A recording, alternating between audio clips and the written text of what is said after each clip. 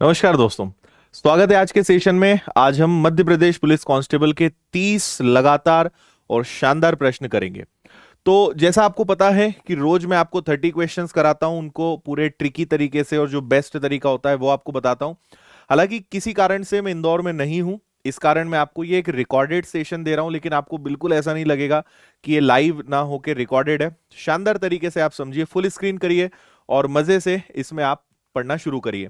और जो live class में आपको सारी सुविधा देता हूं वही मैं आपको यहां दे रहा हूं। आपको पीडीएफ इसकी भी मिलेगी। इस क्लास के एंड होते ही इसकी पीडीएफ टेलीग्राम चैनल पे डल जाएगी। तुरंत आप डाउनलोड कर लेना, उसमें सारे हैंड रिटन नोट्स आपको मिल जाएंगे और इसको ज्वाइन कर लीजिए टेलीग्राम द विनर्स इंस्टीट्यूट को। यहाँ पे आपको सारी क्लासेस की पीडीएफ्स मिल जाएंगी और विनर्स पे हर दिन 7 घंटे की एमपी पुलिस की आपकी लगातार क्लासेस चल रही है। रीजनिंग की एक क्लास, एमपी जीके की एक क्लास, एमपी का current affairs, overall current affairs, science, static GK और मैथ्स, इतनी क्लासेस एमपी पुलिस की डेली चल रही है इसी चैनल पे। तो उससे जुड़ जाइए और सारी क्लासेस अटेंड करिए आप रेगुलर, और सभी के नोट से मिलते हैं। और आपको पता है कि विनर्स की ऐप पर सफलता टेस्ट सीरीज हमने लॉन्च की थी कि डेली एक 20 क्वेश्चन का टेस्ट एग्जाम तक आपका लेंगे और आपको उसमें से सिर्फ पार्टिसिपेट करना है। कोई भी 3 लकी विनर्स उसमें से चुने जाएंगे और उन्हें टेस्ट सीरीज या कांस्टेबल की प्रैक्टिस बुक फ्री मिलेगी विनर्स की तरफ से। सिर्फ पार्टिसिपेट करना है। तो जो विनर्स के नाम है वो हम टेलीग्राम चैनल पे अनाउंस करेंगे, वहां पे आप देख लीजिएगा आज के 3 लकी विनर्स कौन रहे हैं। और एक चीज मैं आपको बता देता हूं, मैंने आपसे कोऑर्डिनेट ज्योमेट्री फ्री का कहा था कि मैं आपको फ्री में कोऑर्डिनेट ज्योमेट्री चैप्टर दूंगा, और ये ऑलरेडी विनर्स की ऐप पे मैं दे चुका हूं। कोई चार्ज नहीं है, आप बिंदास फ्री में पूरा पढ़ सकते हो। 4 घंटे का मैंने एक वीडियो आपको दिया है। करना क्या है, विनर्स की ऐप पे जाना, फ्री कोर्सेज में जाना। फ्री कोर्सेज के अंदर सबसे ऊपर फिर से एक फ्री कोर्सेज दिखेगा, इस पे क्लिक करना और आप यहां पे ऐड टू लाइब्रेरी आएगा। सिर्फ एक ही बार ऐड करना है और ऐड टू लाइब्रेरी कर लोगे तो वो ग्रीन ओपन इन लाइब्रेरी हो जाएगा। और जैसे ही इस पे क्लिक करोगे तो सबसे ऊपर ही आपको दिखेगा maths coordinate geometry by Aditya sir, और इसके अंदर इसके नोट्स, 4 घंटे के लेक्चर्स, सब कुछ ऐप पर जो पेड बैच में मैंने पढ़ाया है ये वही आपको मैं फ्री में दे रहा हूं, क्योंकि मेरे पास अभी इसकी एक तो आपने डिमांड बहुत करी थी और टाइम बिल्कुल नहीं था कि मैं इसको लाइव पढ़ा सकूं। तो मैंने विनर्स की ऐप पर ये वीडियो डलवा दिया है, फ्री में आप सभी लोग इसको पढ़ सकते हो। चलिए, और आखिरी चीज बता दूं कि 3 दिन, आज, कल और परसों, 30, 31 और 1 जनवरी तक विनर्स की ऐप पर धमाकेदार ऑफर चल रहे हैं। तो एसआई, कांस्टेबल, पटवारी, एसएससी, बैंकिंग, एमपीपीएससी, संविदा, सभी कोर्सेज पर, एमपी पुलिस की टेस्ट सीरीज पर बेहतरीन, बहुत ही कम फीस में और नाम मात्र के शुल्क में, फीस में आप कोर्स ले सकते हो। तो शानदार न्यू ईयर का ऑफर चल रहा है, ये आप सभी लोग जरूर देख लेना और आपके जो भी दोस्त यार हैं उन्हें बता देना, क्योंकि बहुत ही कम फीस में घर बैठे शानदार सुविधाओं के साथ सारे सब्जेक्ट्स, उनके नोट्स, सब कुछ आपको घर बैठे पढ़ने का मौका मिल रहा है बहुत ही कम फीस में। आइए शुरू करते हैं आज का सेशन। ये रहा आपका पहला सवाल, जल्दी से इसको पढ़िए और मुझे बताइएगा क्या आंसर इसका आएगा। ठीक है जी, आपसे कहा गया है मनु के पास समलंब के आकार का एक प्लॉट है। दो समांतर भुजाओं के बीच की दूरी 30 फीट है, समांतर भुजाएं 90 और 70 हैं, इसका क्षेत्रफल निकालिए। देखिए, समांतर चतुर्भुज जो है कुछ इस प्रकार का दिखता है और इसकी एक भुजा ए है, एक बी है और इसको बोला जाता है एच यानी हाइट। इसके क्षेत्रफल का फॉर्मूला होता है 1/2 ए प्लस बी इंटू एच। 1/2 हो गया। एक भुजा 90 है, एक भुजा 70 है, तो मैं डायरेक्ट जोड़ दूं क्या? 90 प्लस 70 हो जाएगा आपका 160, और इसकी हाइट मतलब इसकी जो दोनों भुजाओं के बीच की दूरी है वो 30 है ना। 2 से ये कैंसिल हो जाएगा 15 बार, और 15 और 16 का गुणा करेंगे तो इसका आंसर जो है 2400, 2400 आ जाना चाहिए। यानी ऑप्शन डी आपके क्वेश्चन का करेक्ट आंसर होगा।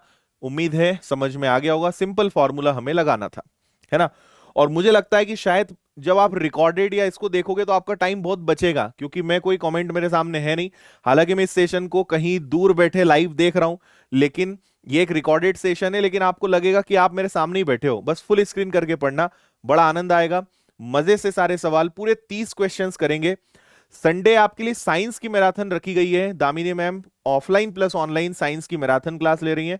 मजा आ जाएगा आपको। संडे उसको जरूर अटेंड करना, सुबह वो क्लास रहेगी। और बाकी तो रोज आपको सारी टीम, सारे फैकल्टीज शानदार तरीके से पढ़ा ही रहे हैं, है ना, तो उसका फायदा उठाइए।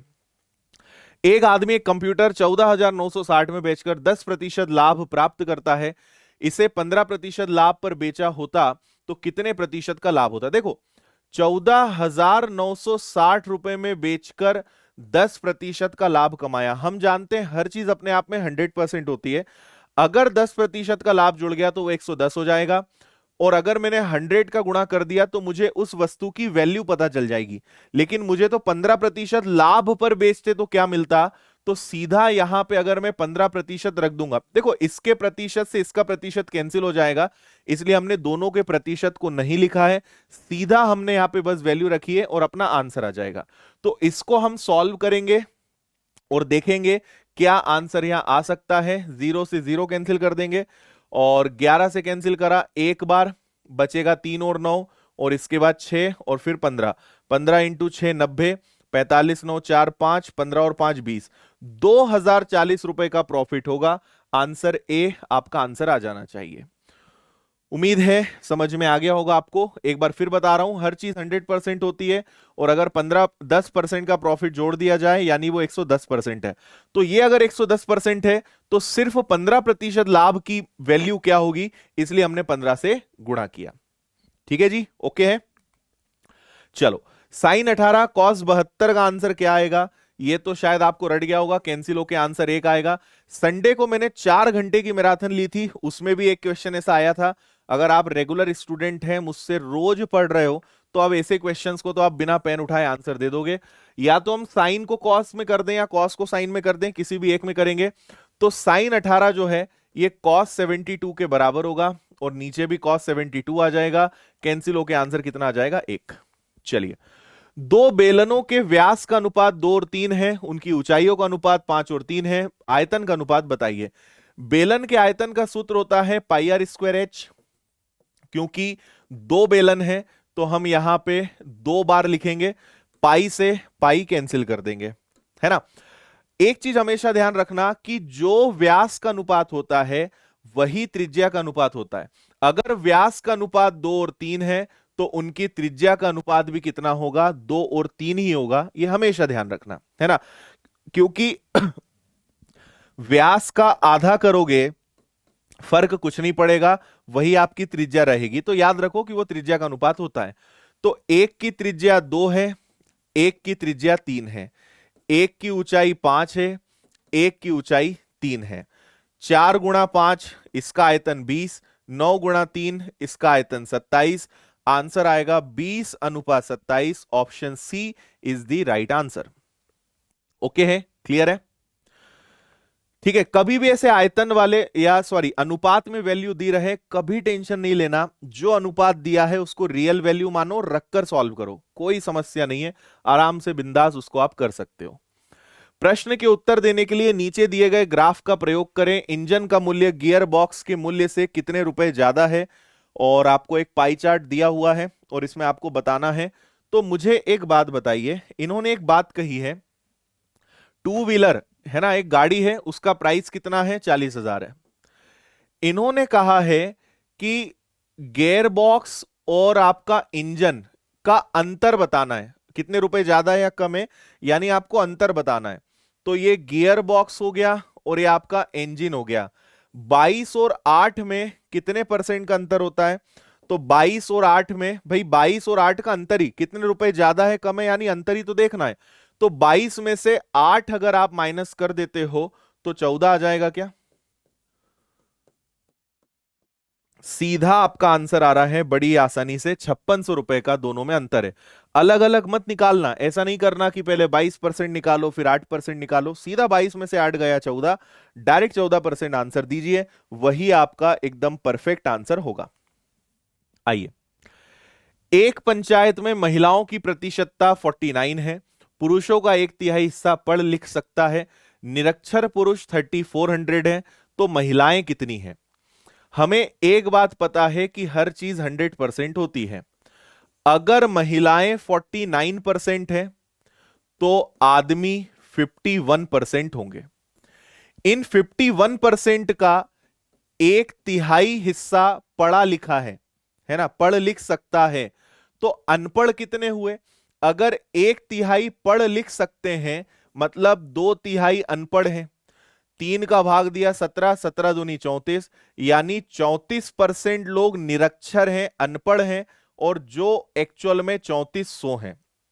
तो महिलाएं कितनी है मुझे बताओ? 34% की वैल्यू 3400 मतलब 1% की वैल्यू 100। तो अगर 49% पूछेंगे तो 49% यानी 4900 ही तो आएगा। अगर 34% की वैल्यू 3400 है तो 49% की वैल्यू 4900 होगी, यानी महिलाओं की संख्या कितनी होगी? 4900। ये आपका आंसर आ जाएगा। उम्मीद है समझ में आया होगा। दिए गए वृत्त का व्यास AB है तो ABC क्या होगा? है ना, व्यास हमेशा समकोण बनाता है, 90 अंश बनाता है, और ये दोनों आपके क्या हो जाएंगे भाई? बराबर हो जाएंगे। आप सोचिए, अगर कोई ऐसा त्रिभुज है जिसमें ये 90 अंश है और अगर ये दो भुजाएं उसमें बराबर होंगी ही, है ना, तो ये दोनों कोण भी क्या होंगे? बराबर होंगे। तो त्रिभुज के तीनों कोणों का योग 180, 180 में से 90 गया तो बचा भी कितना आपका? 90। तो ये वाला भी 45 होगा, ये वाला भी 45 होगा, तो आपका आंसर 45 आएगा, क्योंकि पूछा है ABC, ये वाला कोण आपसे पूछा है, वो तो दोनों ही 45 होंगे। और व्यास हमेशा समकोण बनाता है, ये आपको बहुत अच्छे से पता है, तो सिंपल तरीके से हम बता सकते थे 45 इज द आंसर। NC0 का मान ये आपको याद रखना है, और मैंने प्रोबेबिलिटी चैप्टर यूट्यूब पे लाइव पढ़ाया है, एकदम सारी चीजें बेसिक से पढ़ाई हैं, पढ़ लेना अगर आपने नहीं पढ़ा है। और कोई भी चैप्टर पढ़ना हो, चैप्टर का नाम लिखो, उसके आगे आप मेरा नाम लिख देना, वीडियो आ जाएगा, उससे आप पढ़ाई कर सकते हो। NC0 का ये एक याद रखने वाली बात है कि इसका आंसर हमेशा कितना आता है? 1 आता है। और ये पूरा मैंने एक लिस्ट बनवाई है कि किसमें क्या होता है, कब क्या आंसर आता है। NCN, NC1, NC0, NCR, NPR, ये सब मैंने पूरा पढ़ाया है, इसलिए अभी मैं आपको बार बार वही चीजें रिपीट नहीं करूंगा। बाजार से नरेश ने एक कसरत की किताब 12.5 में खरीदी। किताब 25 3/4 रुपए में, एक कसरत की किताब, एक और किताब खरीदी, और ड्राइंग शीटें 10 से 1/4 रुपए खरीदी। दुकानदार को 100 का नोट दिया, दुकानदार ने उसे कितने रुपए लौटाए? देखो भाई, 100 रुपए का नोट दिया और सामान क्या क्या है? 12.5 रुपए, है ना। 25 3/4 मतलब 25 रुपए 75 पैसे, और 10 1/4 मतलब 10 रुपए 25 पैसे। तो ये हो जाएगा आपका 100, ये है आपका 12.5, और इनको अगर मैं जोड़ूं तो 25 और 10 35 और 1 36, है ना, 36 हो जाएगा टोटल। तो ये हो जाएगा 100, 36 और 12 हो जाएगा आपका 48.50। 100 रुपए के नोट में 100 रुपए का नोट दिया, जबकि उसने सामान 48 रुपए 50 पैसे का खरीदा, तो इसको अगर मैं घटा दूंगा तो 51 रुपए 50 पैसे बचेंगे। इतना रुपए दुकानदार वापस करेगा। 51 1/2, option B is the answer. 3/4 को हम 0.75 लिख सकते हैं, और 1/4 को हम 25 लिख सकते हैं, यह आप बहुत अच्छे से जानते हो। बस सबको जोड़ के 100 रुपए के नोट में से घटाना था, इतने रुपए दुकानदार वापस करेगा। चोर पुलिस वाला सवाल रोज ही आ रहा है ना। अब तो आप इसका बिना पेन उठाए आंसर दे सकते हो, इतना सारा आपको अब बता दिया है।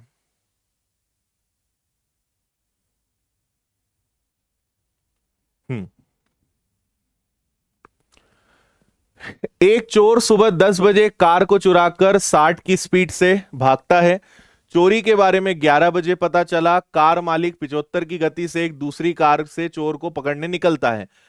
चोरी हुई 10 बजे, पीछा शुरू करा 11 बजे, इस 1 घंटे में चोर 60 की स्पीड से भाग गया, मतलब चोर फिलहाल 60 किलोमीटर आगे है।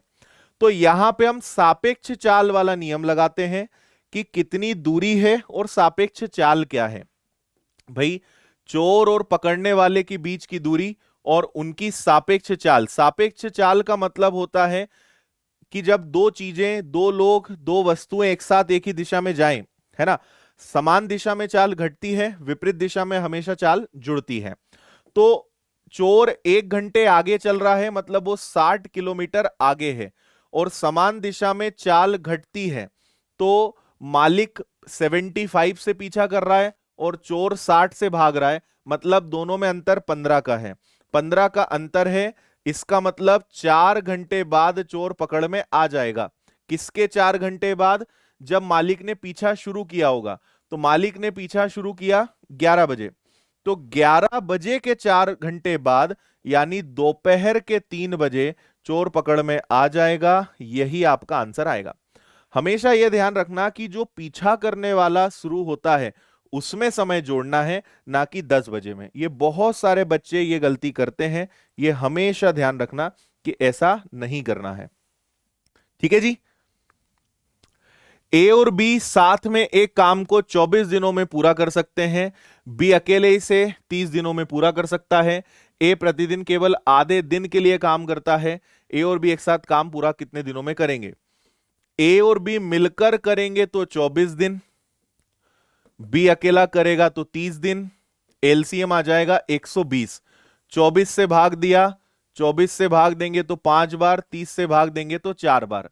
एक बात बताना, ए और बी की क्षमता 5 है, बी की क्षमता 4 है, तो क्या ए की क्षमता 1 होगी? है ना, 4 और 1 5। अब मुझे 120 काम करवाना है और इन्होंने कहा है कि ए आधे दिन काम करेगा, है ना, लेकिन बी पूरा काम करेगा। तो बी बोलेगा कि सर मैं तो 4 की क्षमता से काम कर रहा हूं, ये ए आधे दिन में भग जाता है ना, मतलब वो वैसे ही उसकी क्षमता 1 है और आधी क्षमता से काम करता है। मतलब आप कहोगे कि 120 4 और आधा कितना हो जाएगा? 4.5 हो जाएगा। बी अपनी पूरी क्षमता लगा रहा है, लेकिन ए आधी क्षमता से काम कर रहा है, तो 4.5 की क्षमता से काम कर रहा है। 120 आ गया, 4.5 को हम बोल सकते हैं 45 और ऊपर 0 चला जाएगा। 5 से कैंसिल कर दें तो 240 बार, 5 से कैंसिल कर दें तो 9 बार, है ना। और कैंसिल हो सकता है क्या? 3 से 80 बार, 3 से 3 बार, तो ये आ जाएगा आपका 26 सही 2/3 दिन में पूरा काम हो जाएगा। ऑप्शन नंबर बी, 26 सही 2/3। बताइए समझ में आया? बी अपनी पूरी क्षमता लगाएगा, लेकिन जो ए है वो अपनी आधी क्षमता ही लगाएगा।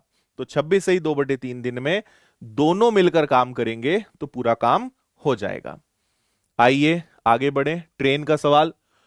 240 मीटर लंबी ट्रेन एक 72 किलोमीटर प्रति घंटे की गति से चल रही है।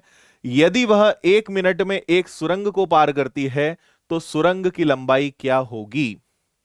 देखिए, इसका एक सिंपल सा फंडा होता है कि ट्रेन की लंबाई पता है लेकिन सुरंग की लंबाई नहीं पता। सुरंग को इंग्लिश में बोलते हैं टनल।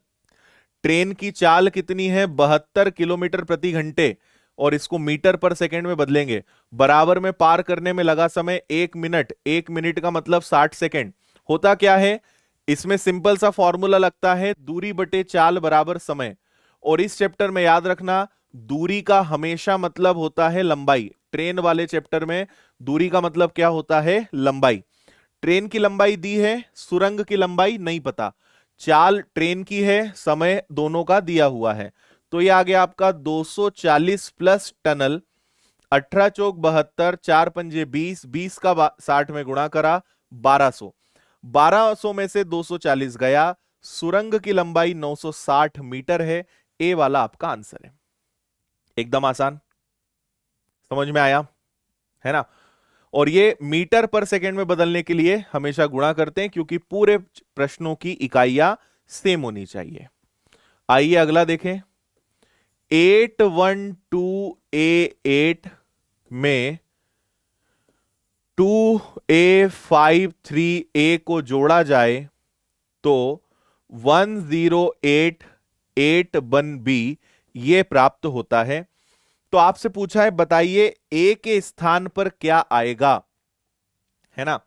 ए के स्थान पर क्या आएगा? आप एक बात देखो, बेटर है कि हम ऑप्शन से जाएं, तुरंत हो जाएगा। आप एक चीज देखिए, 5 और 2 होता है 7, लेकिन यहां 8 है, मतलब डेफिनेटली यहां कैरी होगा, है ना। और यहां अगर 1 आया है तो एक्चुअल में 11 आया होगा। भाई 5 और 2 7 और 1 8, मतलब यहां पे 11 आया होगा।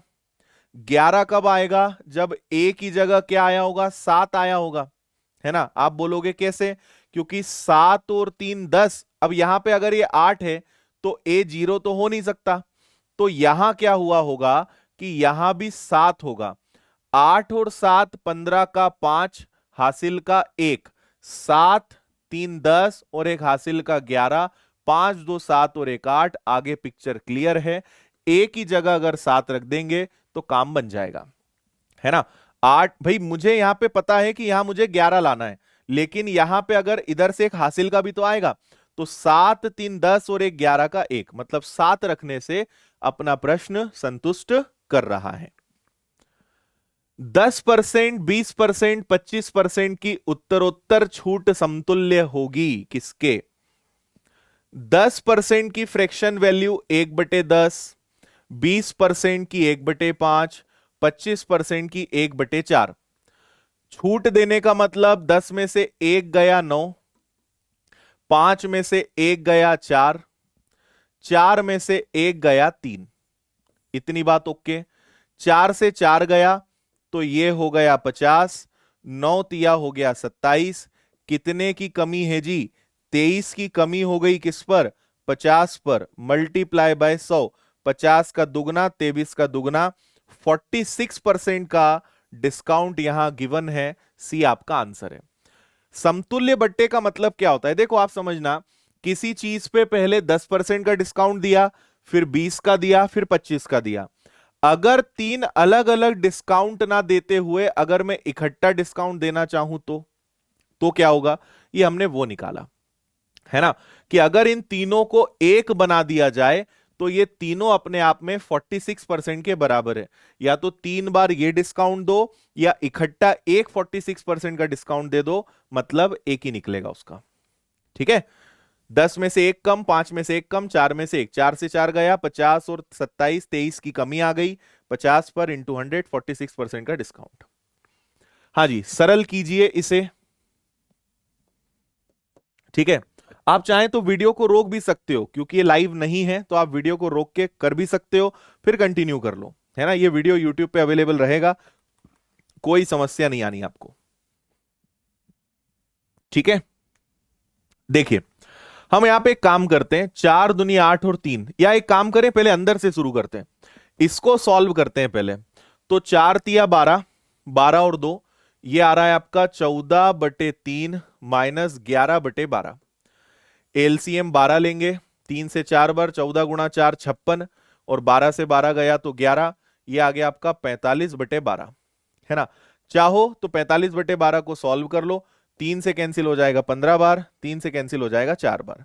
तो आपको यह समझ में आ गया कि इस ब्रैकेट को सॉल्व करने पे 15/4 आएगा। अब आगे बढ़े, अगला 5 है। 5 माइनस 15/4, 20 में से 15 गया, फिर से 5/4 आ गया। 5 इंटू 4 20, और 20 में से 15 गया तो 5/4 आ गया, तो फिर से आपके पास 5/4। फिर आगे बढ़े, 8 तिया 24 और एक 25, तो ये है आपका 25/8, और भागित में 5/4। ये पलटी खाएगा तो ये ऐसे हो जाएगा कि 4 ऊपर और 5 नीचे। 5 से 5 बार, 4 से 2 बार, तो ये आया 5/2। कहां तक आ गए हम? यहां तक आ गए। अब बस ये बचा है। तो अगला देखो, अब क्या है? 4 का दुगना 8 और 3 11, 11/4 गुणा, सॉरी माइनस, ये आया आपका 5/2। तो एलसीएम क्या ले लेंगे? एलसीएम 4 ले लेंगे, तो ये 11 रहेगा। 2 से 2 बार, 5 का दुगना 10। फाइनल आंसर आपका जो आना चाहिए जी, वो आना चाहिए 1/4। 1/4, 1/4 इसका आंसर है। बहुत ही आसान क्वेश्चन था, उम्मीद है आपको समझ में आया होगा। पहले इसको हल करा तो ये निकला, फिर इसको इसके साथ हल करा तो ये निकला, फिर इसको इसके साथ भाग दिया तो ये निकला, फिर इसमें से इसको घटाया तो आखिरी में 1/4 आया। ये आपका आंसर है। 2 sin square 30 degree minus 3 cos square 45, केवल वैल्यू पुटिंग है और कुछ नहीं है। 2 गुणा sin 30 क्या होता है? 1/2, है ना, -3 गुणा cos 45 क्या हो जाएगा 1/√2, है ना। और 10 स्क्वायर 60 क्या हो जाएगा 10 60 होता है √3, तो उसका स्क्वायर कर दो। स्क्वायर लगा है इसलिए हमने वैल्यू पुटिंग करी और स्क्वायर लगा दिया, तो ये हो जाएगा 2 गुणा 1/4 -3 गुणा 1/2 और प्लस का 3 हो जाएगा, है ना। ये हो जाएगा 1/2, ये हो जाएगा 3/2 और ये हो जाएगा 3। अगर आप एक चीज देखें, 3 और आधा, 3 और आधा क्या होता है 3.5, 3 का आधा 1.5, 3.5 में से 1.5 जाएगा तो कितना बचेगा 2 बचेगा, ये आंसर है ना। आधा गया, 3 और आधा हो गया 3.5, 1/5, 1.5 बचेगा कितना 2, ये आप आंसर है। सिंपल क्वेश्चन था, बस वैल्यू रखना था। sin 30 1/2, cos 45 √2, 10 60 आपका √3। वैल्यूज याद होनी चाहिए, नहीं तो एग्जाम में चार्ट बना लेना। और सिंपल वाला ये अपना प्रश्न था, कोई दिक्कत इसमें नहीं होगी। अच्छा देखो, मैं आपको बता चुका हूं 3 दिन अपनी विनर्स ऐप पर शानदार ऑफर चल रहा है सभी कोर्सेज पर, तो अपने सभी दोस्तों यारों को बता देना, कोई भी अगर कोर्स लेना है तो इससे अच्छा समय नहीं है। बहुत कम फीस में आपको सभी कोर्सेज मिलेंगे विनर्स की ऐप पर। उसमें आपको मैथ्स पूरा मिल जाएगा मेरा, रीजनिंग और साइंस एमपीजी के मतलब सारे विषय आपको मिल जाएंगे, नोट्स, और बहुत ही कम फीस में। हाँ जी, डीआई डेटा इंटरप्रिटेशन का एक क्वेश्चन आपके सामने है। निम्नलिखित प्रश्न निम्न तालिका के आधार पर है, जो कि एक प्रसिद्ध खिलौना कंपनी के 5 उत्पादों के वार्षिक उत्पादन को दिखाता है। किस वर्ष में कितना कितना उत्पादन है खिलौने का, वो आपसे कहा गया है। सिंपल प्रश्न पे चलते हैं। 1993 से 1995 तक मोनोपोली में कितनी वृद्धि हुई, है ना। देखो 1993 ये रहा, 1995 ये रहा, मोनोपोली ये रहा। 1993 में 105, 1995 में 125। तो मुझे बताओ 105 से 125 हो गया, यानी 20 की वृद्धि हो गई 125 पर, सॉरी 105 पर। 105 था 125 हो गया, 20 की वृद्धि हो गई किस पर 105 पर, मल्टीप्लाई बाय 100, है ना।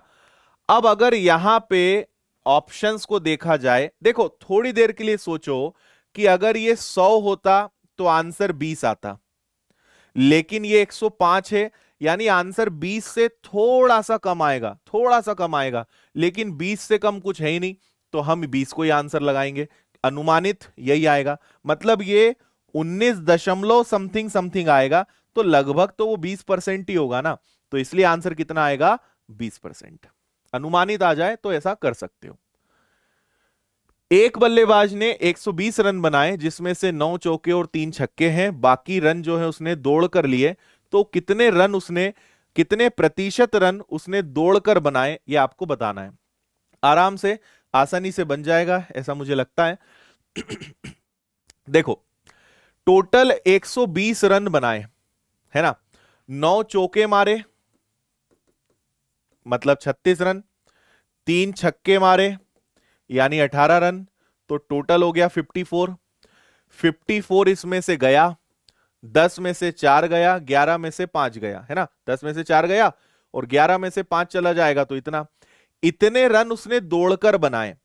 तो 66 रन 120 रनों में से दौड़कर बनाए, 12 पंजे 60, 12 पंजे 60, 55% रन उसने दौड़ दौड़कर बनाए। ए वाला आपका आंसर है। बताइए समझ में आया या नहीं आया। ठीक है, 9 चौके 3 छक्के 54 रन, इतने रन दौड़कर बनाए आउट ऑफ 120 मल्टीप्लाई बाय 100 55।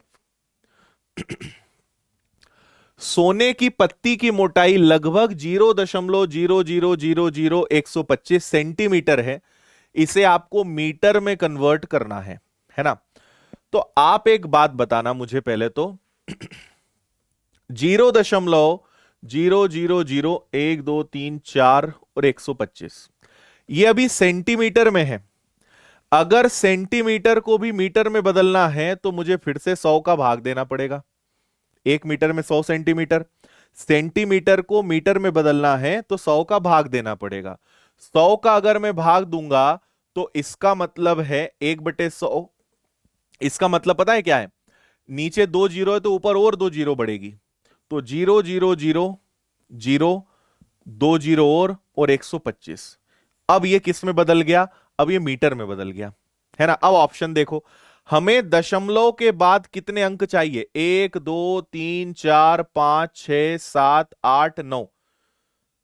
हमें दशमलव के बाद 9 अंक चाहिए, लेकिन इन्होंने सब में क्या करा है? 1.25 कर दिया। तो देखो, दशमलव के बाद 2 अंक तो आ चुके हैं। ये टोटल कितने अंक हैं? ये टोटल 9 अंक हैं। कितने अंक हैं? 9 अंक हैं। दशमलव के बाद 2 आ चुके हैं, मतलब अभी 7 अंक और चाहिए।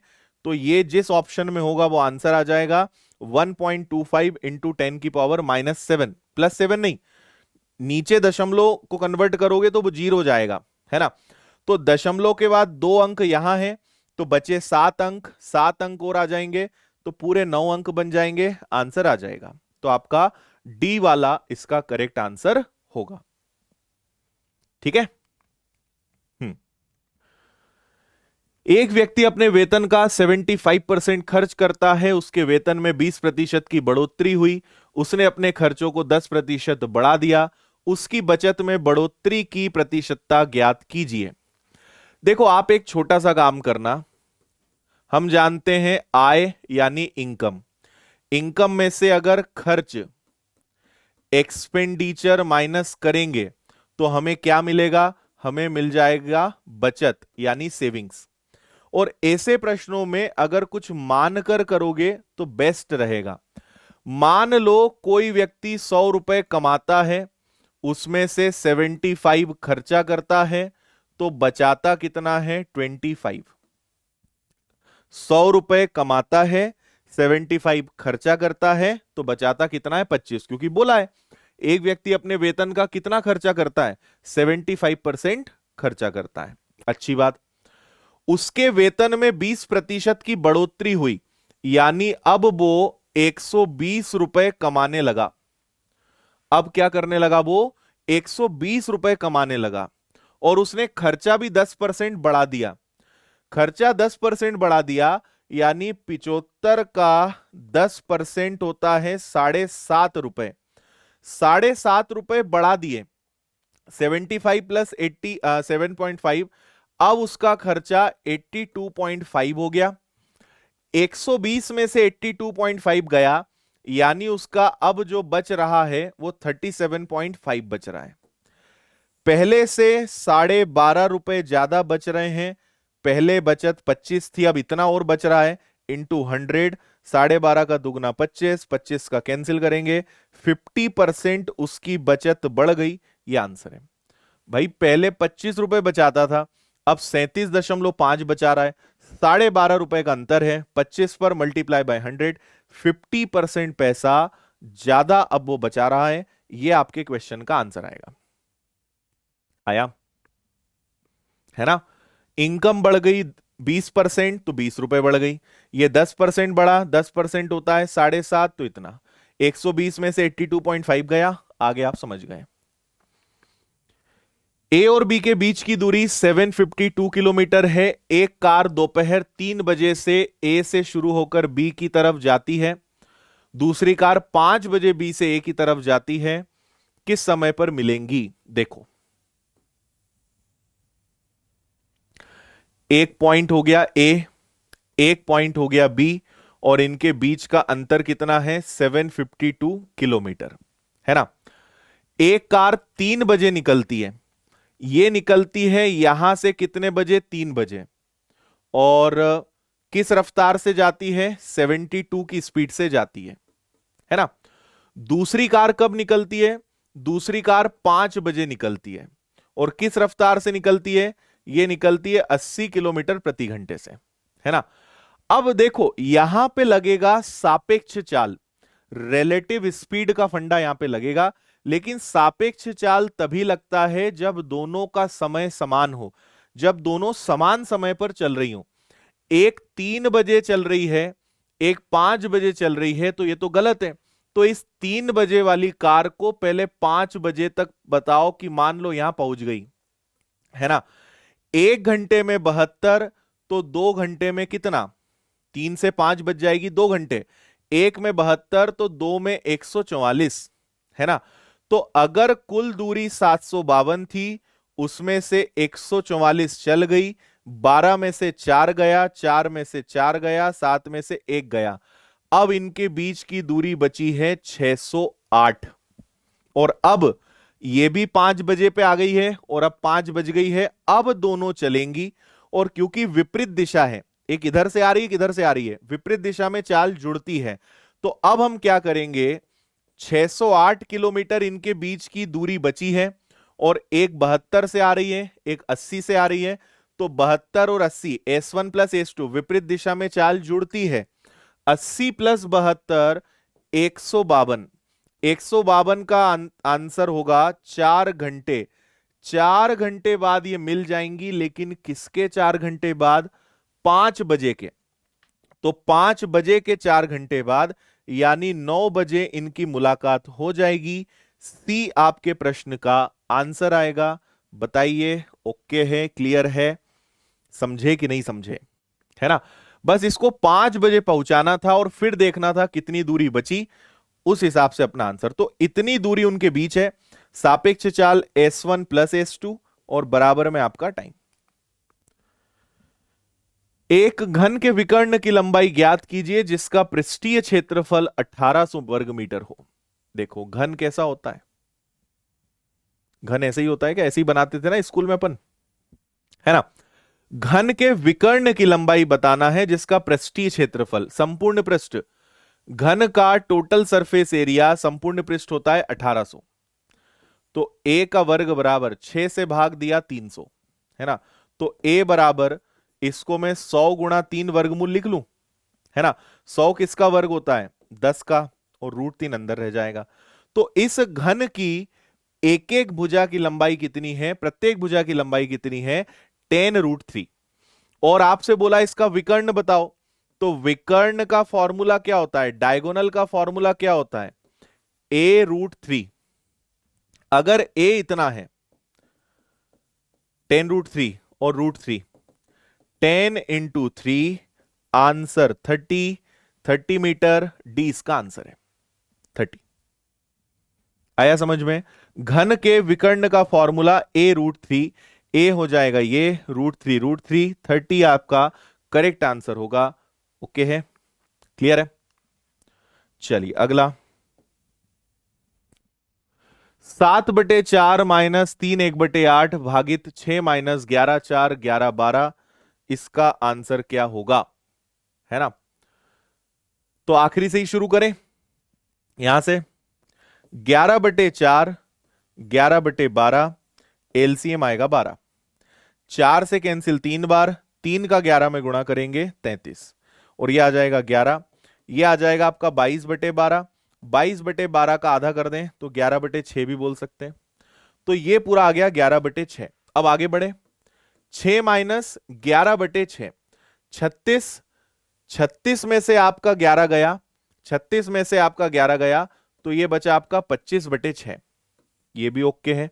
आगे बढ़े, 8 तिया 24 और एक 25, 25/8 भागित 25/6, ये फिर पलटी खाएगा, तो 6 ऊपर 25 नीचे, 25 से 25 गया, 2 तिया 6, 2 इंटू 4 8, तो ये आ गया आपका 3/4। अब क्या है, अब आपके पास है 7/4 माइनस 3/4, एलसीएम 4, 7 में से 3 गया 4, 4 से 4 गया, आंसर इज 1। उम्मीद है आपका आंसर मुझसे भी पहले आ गया होगा। 1 इज द राइट आंसर, ठीक है। चलिए अगला देखिए, 4 minus 2a plus 5b minus a minus b, और ये हल करना है यार, देखो कुछ नहीं है, इसको हल करो।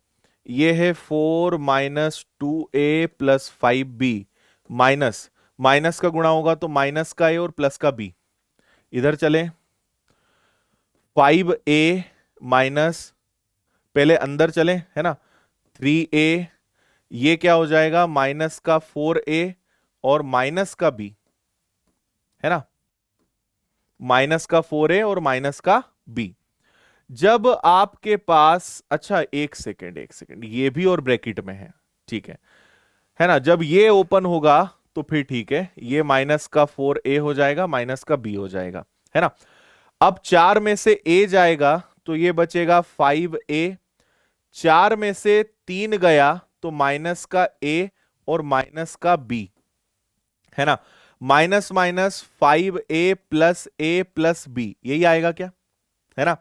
5a plus a plus b, तो 5 और 1 कितना हो जाएगा, ये हो जाएगा 6a। कितना हो जाएगा, 6a। आगे देखो, है ना।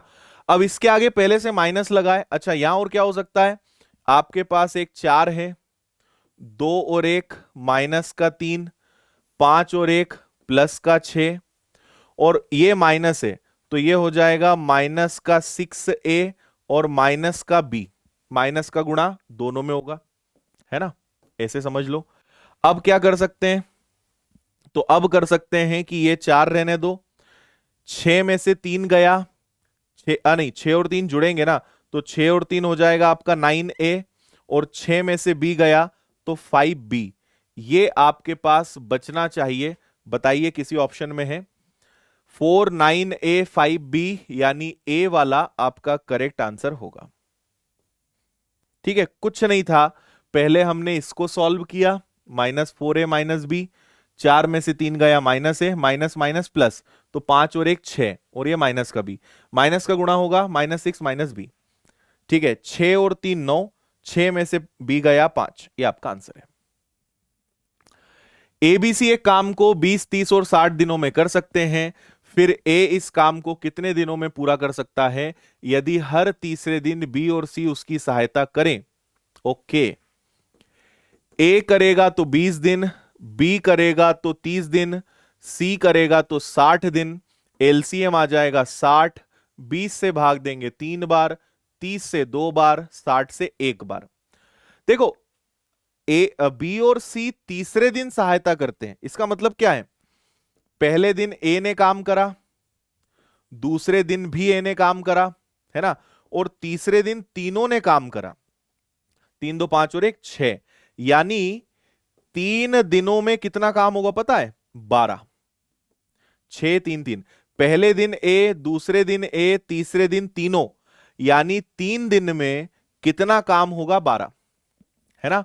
अब सोचो कि 3 दिन में अगर 12 काम होगा तो हमें तो 60 करवाना है, यानी 5 गुना, तो इसका 5 गुना कर दो, तो ये आ जाएगा आपका 15 दिन, और 15 दिन में कितना काम हो जाएगा, 60।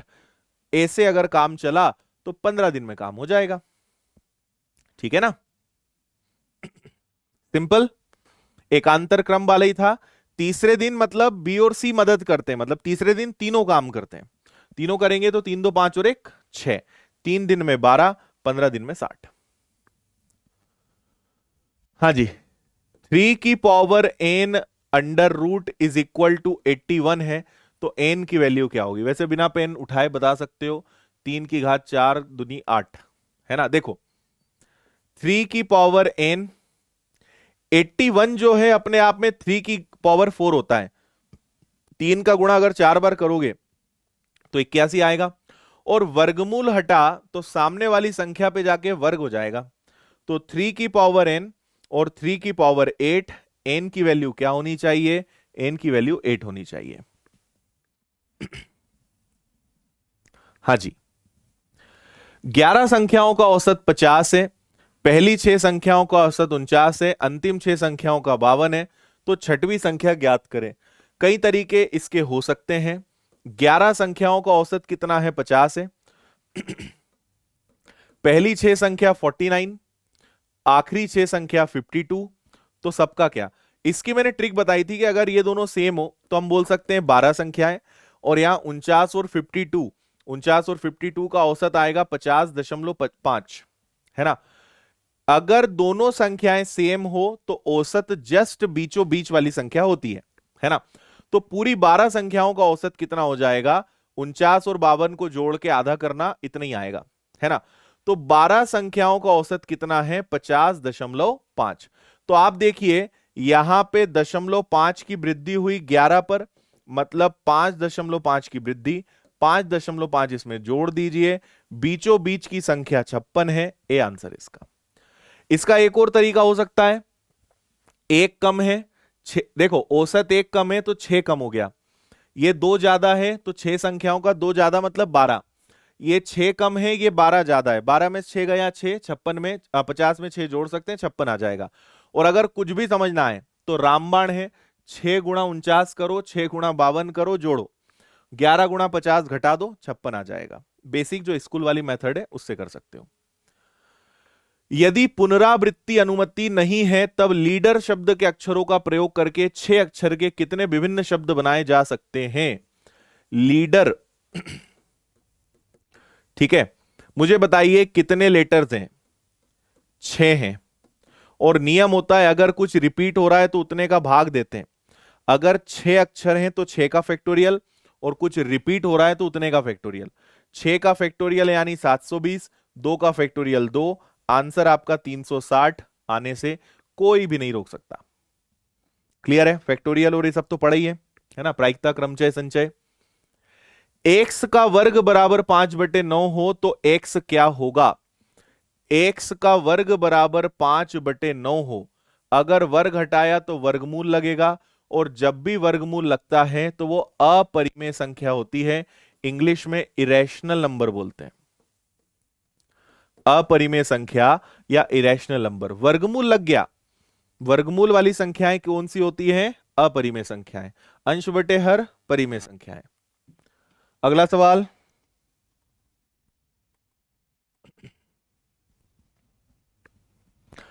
कितने तरीकों से अलग अलग रंग के 8 मोतियों के एक साथ एक हार बनाए जा सकते हैं? देखो कभी भी हार वाला सवाल आए, इसकी एक ट्रिक है, याद रखना, 8 मोती हैं, एक कम करो, और किसका भाग दो? हमेशा 2 का, है ना, हमेशा किसका भाग दो?